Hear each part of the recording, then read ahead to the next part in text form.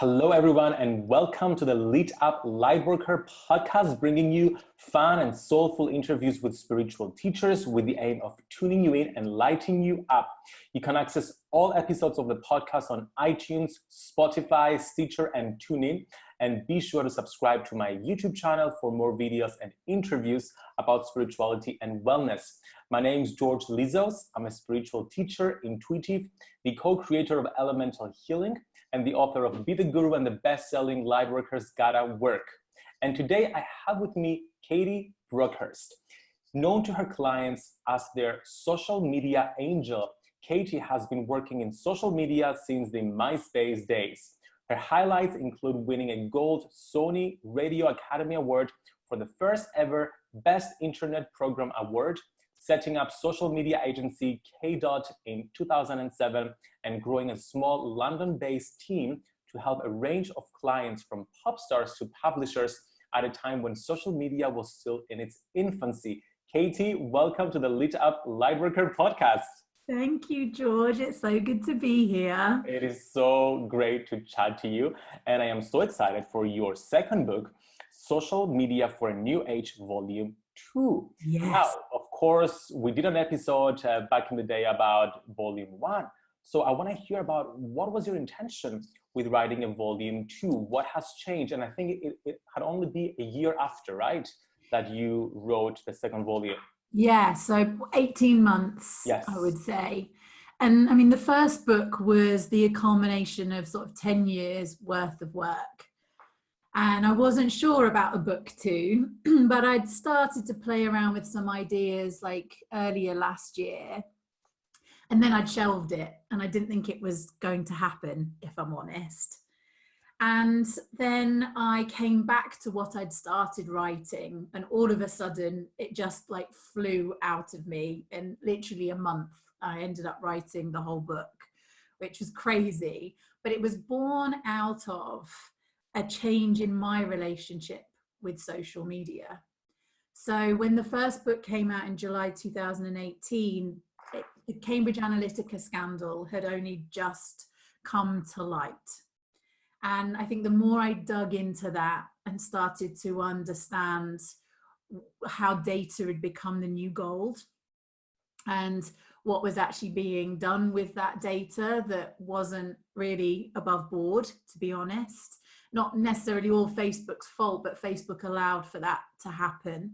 And if you're not aware of the data, the Cambridge Analytica scandal, it's when all of our accounts were scraped, or millions of accounts were scraped for information. And that information was then used in elections and all across the world in political ways to serve us with propaganda, essentially. So that, I know, I'm very much care about the world. So that sparked quite a bit for me. And from that, I also then began to learn about addictive design. And that was huge. That really made me sit back and look at how much I was using social media, how I'd be picking it up unconsciously and looking for likes and searching for that dopamine hit. And when I learned that that had literally been programmed into the system to get our attention, which ultimately meant our dollars, again, like having spent my whole career and helping other people build platforms, and then hearing from clients how they were kind of feeling burnt out and tired, and like their well-being was being affected by their social media use, it made me stop and then like really dive into a whole new area, which is an emerging area of how does this affect our well-being, both physically, emotionally, mentally. What I love about this book, Katie, is that you're not going against social media and saying, stop using social media. It's all about helping us think in a more open, unhinged way about social media. Ask the right questions so that we can establish a healthy relationship with it, and so that we can have the power over that rather than having social media control us. And I was actually reading a book that I love, actually. It's called Hooked. And it's all about how we create addictive platforms and how social media do it. And then I realized, oh my God, it's all about psychology. Yes. And yet reading that didn't get me like, okay, I'm never going to use Facebook or Instagram before, but I'm more mindful now. I'm like, okay, Yes. I'm not going to keep scrolling because I know what's going on here. It's giving me a variable like outcome or something like that, Yes. that helps me keep scrolling for more dopamine rushes. I'm going to stop myself and do something else. So I'm personally so grateful to you for writing this book, because most social media books out there, they're just perpetuating the status quo. Yeah. They're perpetuating what's out there and feeding the dragon. You're helping us understand the dragon and ride the dragon and tame the dragon of social media, which is amazeballs. I don't think it's about abstinence. I think social media is amazing. It's done so many, I've made so many friends, met so many people, created so many opportunities for myself, for others, using social media. There is no getting away from the fact that it can be used for good, but it's also becoming really aware of how it's not that it's being used for bad, but they were opportunists, and data is the new gold. So we just need to become much more aware of how we're being used when we're using these platforms, because they come to us as free, but they're not free. So it's like, it's really kind of getting that awareness, so then we can have a better relationship with it. So what are some questions we need to start asking ourselves to assess our relationship with social media, whether it is Facebook or Instagram or Twitter, if anybody still uses that? And there's so many new right now, like TikTok is the new thing right now. So how can we start? What are the questions, the most important questions in your opinion, we should ask ourselves? I think one of the most important questions to ask is, how much time are you spending on a daily basis on these platforms? And how productive is that time? So are you getting lost in an endless scroll? Are you picking up your phone unconsciously without realizing it? Like, is there an addictive habit there? So that's one thing as a question to ask yourself. I think the next important question is, how does it make you feel when you're on there? So are you going on and your mental health is maybe not at its best one day, and you've gone on and it's actually made you feel worse? Or has it made you feel better? Has it made you feel more connected to others? So assessing on a day-to-day basis how it's making you feel. And then why it is that you're using it. So also like having that conscious awareness of why you're using it. I will pick my phone up to do something, and then all of a sudden I realize I'm doing something completely differently. 5 minutes has passed and I'm like just like like becoming aware of those things. Are you using it consciously or unconsciously? Because it's meant to keep us like scrolling and scrolling. It's the endless scroll of social media that like the makeup distraction keeps us from like following a life purpose, of like having a relationship with ourselves, with other people, because we're constantly just like swiping down all the time. And the science is starting to come out over longer term studies that we've now got, because you've got to remember, this is still very new. It's been 10 years, really. But what we're doing is we're strengthening neural pathways when we're on there, and actually what's happening, with that continuous use, if you think you're using it every day, just how strong those what we're doing. But what they're starting to see is that it does affect our attention long term. So you might have noticed you find it harder to sit down and read a book without then putting it down. So that is a long-term effect of high social media use. So again, that was like a reason for me to go, okay, so now like I'll switch my phone off try to at 8 o'clock at night and take a book to bed, rather than like watching the TV or looking at my phone in the evenings. So it's those kind of things to become aware of too, that it can have long-term impacts on the brain. Absolutely. And I had a first-hand experience of this. While I was studying geography at university, we were studying the concept of affect. Now, affect, it's not an emotion, it's something before an emotion. It's this urge to get your phone and check like WhatsApp and or check Instagram, for example. So the professor, so we can experience what affect means, because like conceptually it made sense, but what is it in real life?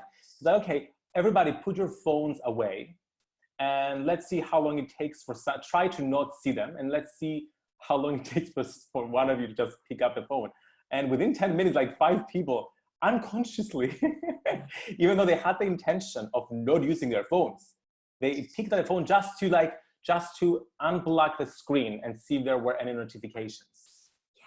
Which is like, again, it's that what you said, we're becoming human cyborgs. Like our phones and our technology are extensions of us. Yes. And that's created carefully and psychologically by the social media companies. Yes. Yeah, so they even went and consulted with gambling houses. So when you refresh your feed and you pull down on the feed and it takes a second, that's based on a slot machine, apparently. Yes. It makes sense now. I haven't thought about it. So much science behind making money from that, huh? Okay. So I want to move into a slightly different topic about protecting ourselves on social media, because it constantly encourages us to share more and more of ourselves. I remember when I was setting up my LinkedIn account, it had this bar on the side, it's 97% completed. And I kept adding, and it wasn't 100%. I'm like, what am I doing wrong? Because I'm like a perfectionist, I had to be 100% full, but it wasn't. So, and then I realized, why do they need all this information from me? Anybody can do identity theft by taking a look at that. So what are some tools we can use to protect ourselves, both our identity physically, but also psychically from a spiritual perspective? Ooh, interesting question. So I would say, from a practical perspective, checking your settings, seeing what information, turning location services off, a lot of the ads you might have noticed when, you've had a conversation with someone and the next minute you've got an ad that's popped up. And it's like, how do they do that? And they swear that they're not listening in. I still am sometimes curious about that. But what I think a lot of it is done is based on location. So if you're at someone's house or you're speaking with someone who has a set of likes, it will read those and serve you ads and things. So turn off your location services to protect yourself from that perspective. And also think about the things that you're sharing. Think about, you're not just sharing them with the people in your network, you are sharing them with a whole bunch of companies. And that is everything from your mood to your preferences, and personalization can be good, but it can also be quite creepy.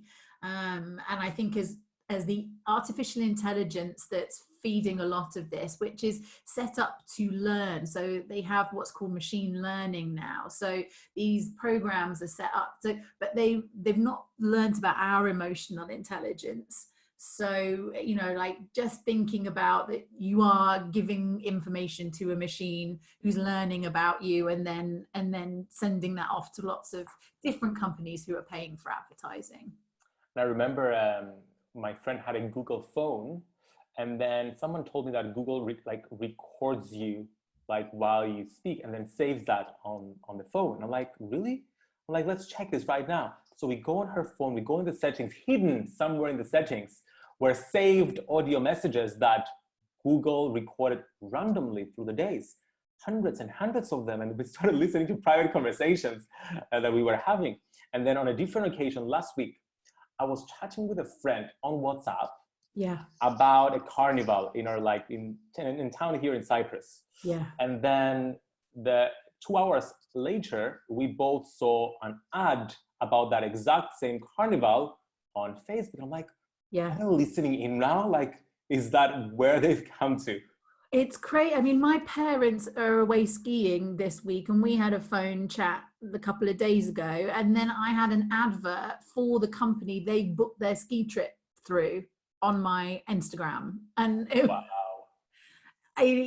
So just being super aware that nothing is private that's done through your phone. Where I don't think they're looking and they're caring. I just think they're able to sell advertising. Yeah, exactly. They that's why they do it. Like basically, it's all about the money. Okay. Yeah. Okay.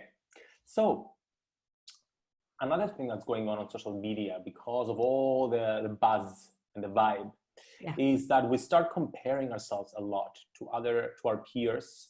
And like even authenticity is a little bit manufactured these days. Like I'm gonna do this because I'm like to show my authenticity, or I'm gonna post a picture of myself with no makeup looking sad to talk about something. And I'm like, that's not authentic, it's manufactured authenticity. So what can we do to A, stop comparing ourselves to others, and B, be more authentic, like real authentic? I think with the comparison thing, it's so natural for us to compare ourselves. I think if we weren't comparing ourselves online, we are comparing ourselves all the time offline. So developing a really strong sense of self and inner self-worth, I think, is number one. I think that also crosses into this being authentic as well, because if you can really cultivate and nurture that sense of self, then the comparison monkeys aren't quite so loud. I think one of the other really important things when it comes to social media anyway with comparison is remembering that as part of this whole piece that we've just discussed, gamification is part of the ways that they've got us addicted. And gamification, some people are playing the game, which also then feeds into this authenticity aspect as well. And if you're not playing the game and you're just wanting to use this as a tool to show up, share, and connect with others, then remembering that there's a game going on and you're not playing the game helps. But I think also coming at it from a place of service also really supports all of that too, because when you're in service, the number of likes you've got, the number of followers you've got isn't playing into that, again, that same aspect. Because if one person gets something valuable, and there's always one person, I think no matter what you're sharing, there's always a person, even if they don't like it or comment on it, because you've all got silent surfers and silent watchers, whether you know about it or not. I'm always quite surprised when I get someone going, I've been a silent follower for quite a while. And it's like, oh yeah, you guys exist, following the work and aren't necessarily interacting. So when you're coming at it from a place of service, it doesn't matter what anyone else is doing because you're doing what you need to do. So it's all about tuning into our own authenticity, keeping it real, sharing from our heart, sharing from a sense of service, as you said in your first book, having a strategy of love. Yeah. And then letting that be all the, not comparison, all the need you need to feel worthy, because that's in alignment with who you really are and what you're here to do. Yeah, and I think being really compassionate with yourself when you feel either that you're comparing yourself or that you're being inauthentic. I mean, it's so easy to get caught up in that, like, oh, because authenticity's got this so much attached to it now. I think it just brings up so much, doesn't it? So much indeed. And speaking of being compassionate with ourselves, what is digital self-care? You talk about it in the book, and I know this is your big focus right now. Yeah. So what is digital self-care and how can we practice it? I think that for me, what I call digital self-care is being aware. So having that awareness of your digital usage, that thing that I talked about how is it making you feel, how often are you using it, how long are you using it, seeing if you're out of balance, and then creating a plan and a strategy for yourself to bring things back into balance so that you can still use digital tools, still use social media without it affecting your overall well-being, because I'm really starting to see how digital usage can affect emotional well-being, mental health, and physical well-being as well. So, you know, if you're at a computer all day, or you're over a phone for, you know, 5-6 hours a day, like, are you doing your stretches? Are you looking after your overall well-being through your digital use? And that's what digital self-care means to me. Starts with being aware and Yeah. being self-compassionate with ourselves. Yeah. Now, I know you like a sort of a prophet when it comes to social media, because I remember like years ago when you told me, well, animated GIFs is a new thing. And I'm like, really? And then a year later, like everybody's using animated GIFs. So I gotta ask a question. What is your prediction about the future of social media? Dun, dun, dun. Dun, dun, dun. So I have like two, actually. Like, so they kind of live, I think there'll be people who go one way and people who go another way. So I feel like there's almost like two futures. Okay. Two different timelines depending on where you're at.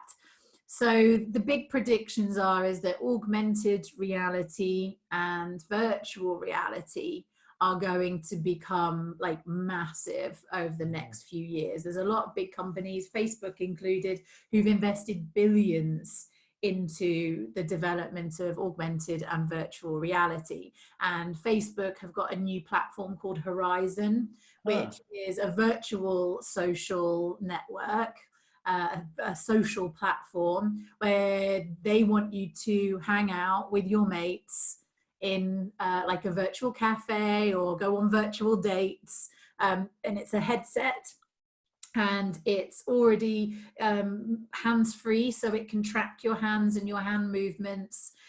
This was all announced at one of their big conferences back in sort of October time. And yeah, and the predictions are that they reckon like 40 to 50% of all consumption will be through virtual and augmented reality within the next few years, which is pretty huge. Oh my God, that means we'll be having like conferences and meetings with that. Yes. That changes time and space. Yes. Like makes it irrelevant, sort of.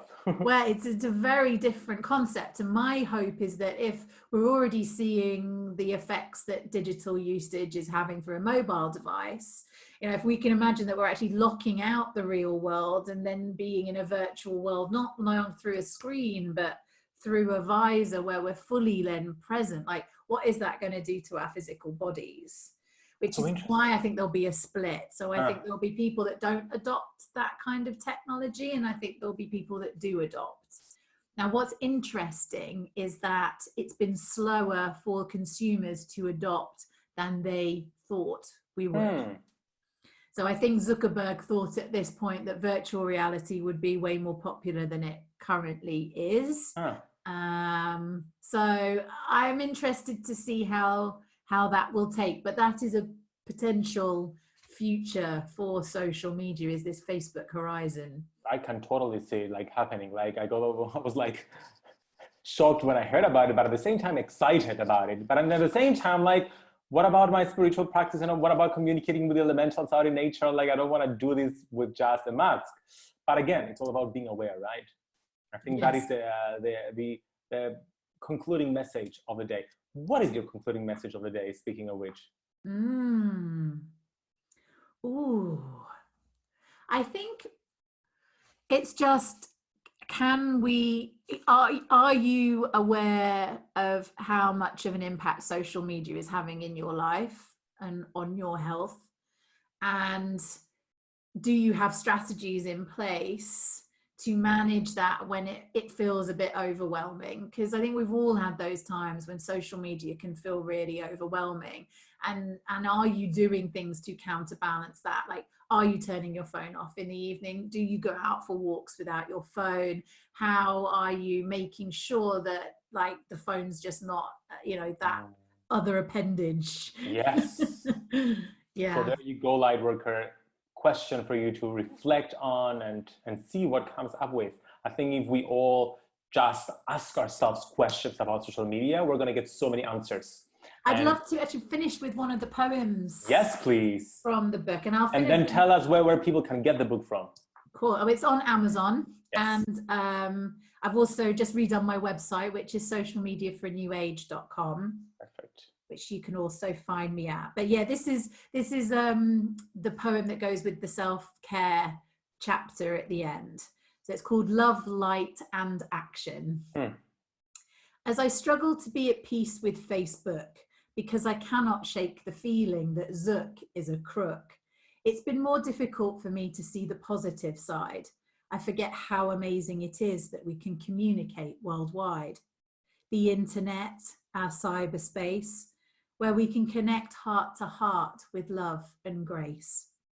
It is up to us to be the change we want to see on this planet, one by one together, letting the unfoldment be organic, using technology to support us naturally, not letting it become a global tragedy. We need to invest in our digital well-being, reduce distractions, the addictions, and all the bad that we're seeing. Booming the web up with our loving, energetic light. Using it consciously, a place where we treat each other right. Creating social media for a new age, where we're not prisoners of Facebook's gilded cage. Instead, we are the leaders, sacred and true, with social media a tool that connects me and you.